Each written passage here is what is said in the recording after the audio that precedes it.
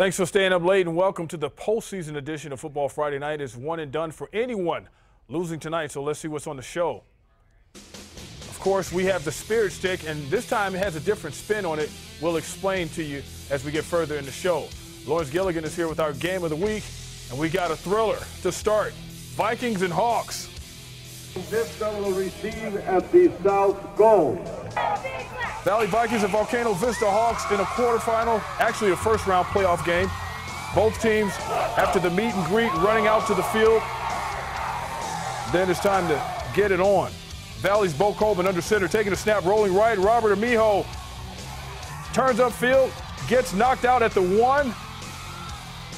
Next play, Coleman with the give to Esteban Lorera, who takes it in for the score, 7-0. Valley getting in right away. After a stall drive, Hawks driving. Coleman looking deep for Aaron Molina after getting the ball back, who makes the grab, but ruled down at the 1. Next play, Bo Coleman calling his own number, making it 14-0 Vikings.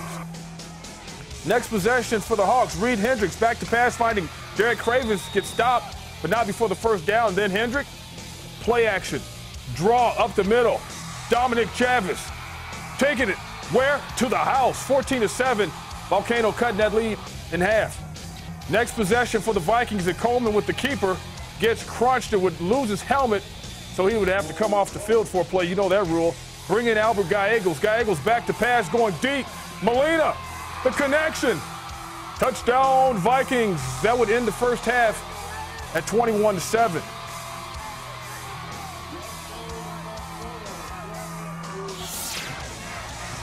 Second half highlights and a happy Viking dancing. Volcano Vista driving. Hendricks out of the gun, back to finds Michael Anderson for the jump ball, 21-14.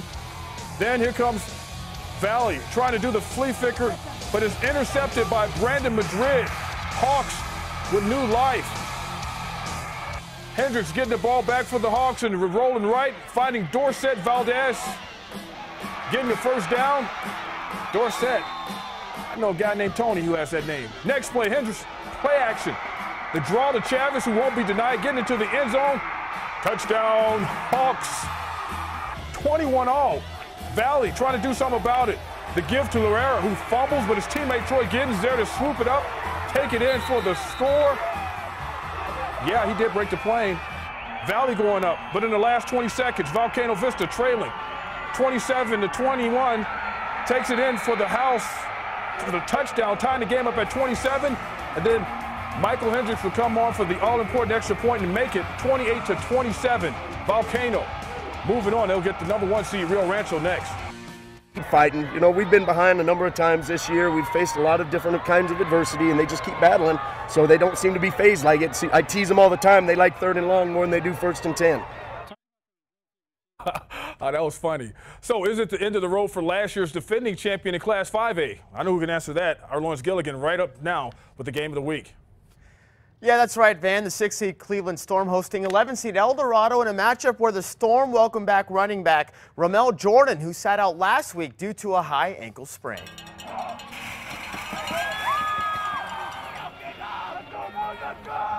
Storm fans sure happy to see this kid suited up. Running back Ramel Jordan nursing a bum wheel. However, the spare he played on held out tonight. First quarter, Cleveland puts up 6 on their opening series of the night. It's Jordan getting across midfield and inside the 35-yard line. A couple of plays later, it's Jordan coming near side this time. The senior being brought down at the 10-yard line. He sure is a hard runner. Storm would get on the board on this play. It's Jordan getting in on 3rd down. Just like that, it's 7-0 Cleveland. Well, the Storm was ready to go in all phases of this game. Eldorado trying to make something happen downfield. Check out this grab by Andre LaRossi. He's going to be there for the interception with the heads-up play. LaRossi helping the Storm cause, getting across midfield at the end of the first quarter. We got to go. Let's go. Oh, you got to love being on the sidelines, huh? Second quarter now, Storm in the red zone. It's the future Lobo Jordan getting in for the score. It's 14-0 Cleveland until the Eagles finally get on the board. Zach Gentry back to pass. He spots a mismatch and makes the Storm pay. It's Alex Olstrom hauling in the pass, and he's off to the races, cutting the Cleveland lead to 7 points. This one is a tale of two halves. Eldorado would go on to silence the Storm. Eagles come back and win 28 30-26. Defense playing great. We're really feeding off what they're doing. We're running the football really well. Creating a couple turnovers, which is big. Hadn't capitalized on them like I wanted to, but playing good for the most part. Talk about what it's like to have Ramel Jordan back. He's the heart and soul of our team. Our team knew he wasn't playing last week, and it takes a lot out of it. You don't have the best player. We have him this week, and we're playing better. All right, there you have it. The Cleveland Storm had a decent lead at the break. However, Eldorado comes back and stuns the Storm. We're going to have a new state champion in 5A this year. The Eldorado Eagles will clash with district rival La Cueva in the quarterfinal. Van. All right, sounds interesting, Lawrence. The Manzano Monarchs, a 12 seed, getting the task of traveling to last year's 5A runner-up Mayfield, the 5 seed. Trojans coming in having won a lot of titles in the past few years. To the Field of Dreams we go. Mayfield with the football, and they got to get on the field first. Andrew Cerna doing his best impression of the handoff. Giving it to Marcus Engelman. You just say that guy's name, you know something's going to happen. Touchdown. Trojans started up 7-0, and then they also D it up. Narcisco Gonzalez serving up the sack launch on Manzano quarterback Angel Gonzalez. Go down, young man. Manzano will come back, though. Moving the football, Corey Morrow taking the ball right up the gut. And Corey, not denied, into the end zone, tied at 7. Manzano faithful, excited about that play.